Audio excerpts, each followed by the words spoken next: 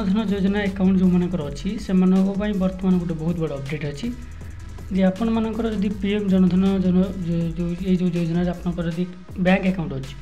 तो आपण मानक कौन करा पड़ो आपण मानक बर्तमान केवाईसी करने बाध्यतामूलक सरकार या जहाँकि आपण मैंने जानते यहाँ आपंकर शेष तारीख आपण मैंने जब जान थे यहाँ हूँ सेप्टेम्बर 30 तारीख हूँ शेष तारीख ता पूर्व आपन को केवाईसी करा पड़ो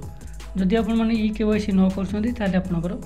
अकाउंट रे बहुत प्रकार असुविधा हो पाए जमीक आप पीएम जनधन योजना अच्छी जो अकाउंट आप योजना अच्छी सरकार योजना ये योजना आपने जो बेनिफिट पाते पाइबे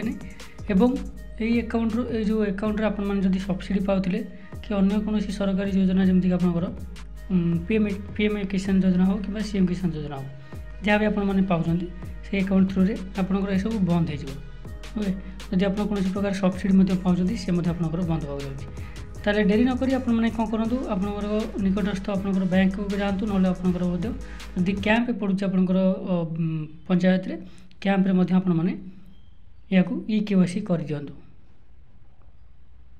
देखो जदि आपंकर बैंक आपंकर पीएम जनधन अकाउंट अच्छी अकाउंट पुनः केवाईसी 30 सेप्टेम्बर 2025 अपडेट होना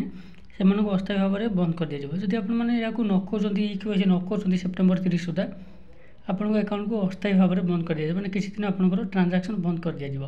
ओके आपन पुणी केवाईसी कलापर आपंकर अकाउंट एक्टिव हम यही अकाउंट धारक सरकार सब्सिडी और अन्य योजना पाइबार असुविधा सृष्टि करें जदि आपण मैंने या केवाईसी न कर आपंकर यह सब असुविधा हम निश्चित भाव में आपंकर सब्सिडी जब पाते सब्सिडी पाइबे अन्य प्रकार जहाँ भी आपंकर सुविधा पाते सरकारी स्कीम से पाइबे तो आपने डेरी नक निकटस्थ शाखा को बैंक को जातु और से केवाईसी कर अदरवाइज आप कैंप पड़ुचे कैंप से आपने केवाईसी करें।